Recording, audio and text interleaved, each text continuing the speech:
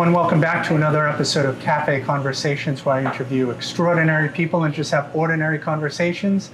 And my guests today are Alan and Ace Foulds from Porch Fest here in Reading. So Alan and Ace, thank you both for joining me today. Oh, thank you for having us. So my first question, which is the easiest one, is how did Porch Fest come about? Well, in the larger scheme, it started out in Ithaca, New York, with two ladies on porches with their ukuleles. They both attracted crowds, and they decided, well, why don't we get together? So they got some of their friends who also played instruments, and they had the whole street lined with musicians. And from there, it spread to Belleville, Ontario, a couple of years later, and Cleveland, Ohio. And then the big change came in 2009 when Somerville became the fourth one and the biggest of all, and it still is today. As far as Reading goes, we started this during the town's 375th anniversary. It was one of the 15 or so events we had for the celebration. And we thought, at least a little piece of this celebration ought to go on. So we decided to keep it going on an annual basis, along with the Downtown Reading Art Walk. It's another piece of the 375th that has survived. Perfect. Do you go to any other town's Porch Fest or take any ideas from them, or they take from you? Oh, we do. We make the rounds. At one point, he said we should call us Poach Fest.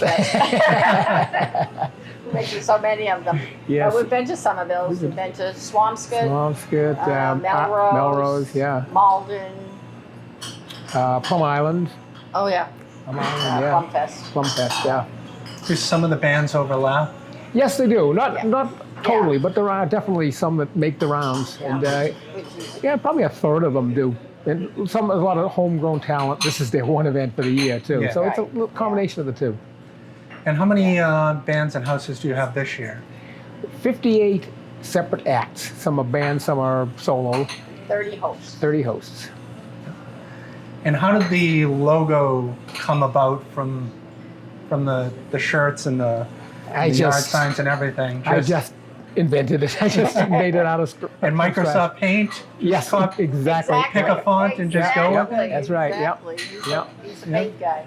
If you could have any band perform at Porch Fest other than Aerosmith or It's any funny, of I the was big just going to say say Aerosmith. other than Aerosmith, so I picked a good one. Who would it be? Is there anyone that you've seen at other places that you wish would be here, or?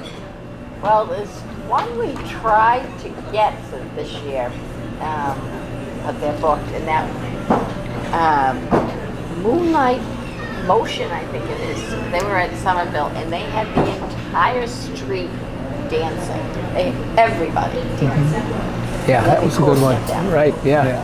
And actually, we have done some of that, like Buddy V. We saw him somewhere else, and we just begged him to come here. So does any one particular band, house, or something stand out over the course of 5 years? Like when you think of Porch Fest, it's immediate? Well, I've got one. You go ahead, Doug. I think it changes it. Yeah. One year it was Eddie D. He had a lineup of folk musicians, and it was outstanding. And we just had every hour booked. And then, of course, there's Paint Oil Stadium, as we call it.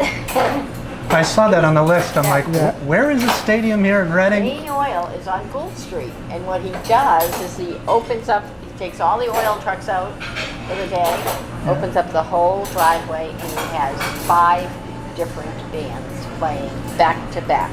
Yeah. And it's sort of surrounded by buildings. So it was actually one of the musicians that named it Paint Oil Stadium, not us. But we thought it sounded kind of cool. Another name, though, that I associate with Porch Fest is Art Grossman. Art Grossman is a fairly well-known local folk singer from North Reading. He's been running a coffee house at the library up there for years, and now it's been online the last few years. And he's one of the few people that's been every one of our Porch Fest. So when I think art, I think of Reading Porch Fest. Yeah. So Reading Porch Fest is this Saturday, the 24th, from noon to 6. Correct.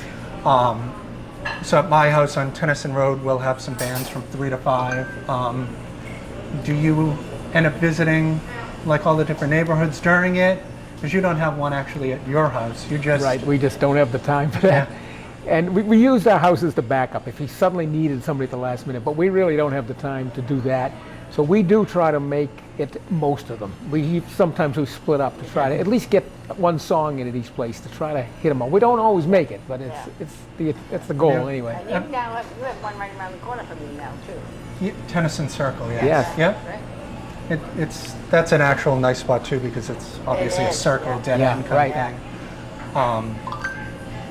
Have you ever thought of changing the name or to like Roof Fest or branching out to maybe Town Fest, having all the bands at the town common cycling through? Or? That was a possibility. There are some that have renamed them, like Plum Fest is Plum Yeah, Island, yeah. and Dorch Fest in I saw Dorchester. the Dorch Fest. Yeah, I was like, yeah. this is pretty unique. It is, You yeah. should be selling these shirts and whatnot.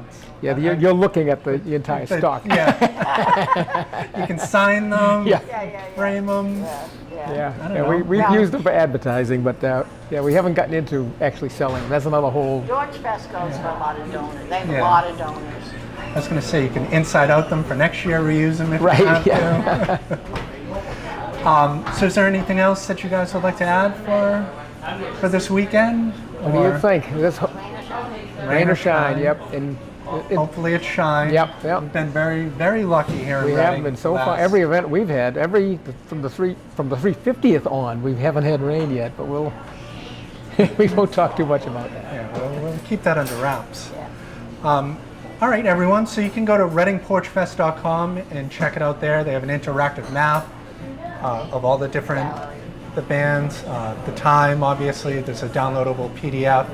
Alan and Ace give updates throughout the day, even before the event and after the event. So definitely check out readingporchfest.com. And thank you, Alan and Ace, for coming on another episode of Cafe Conversations.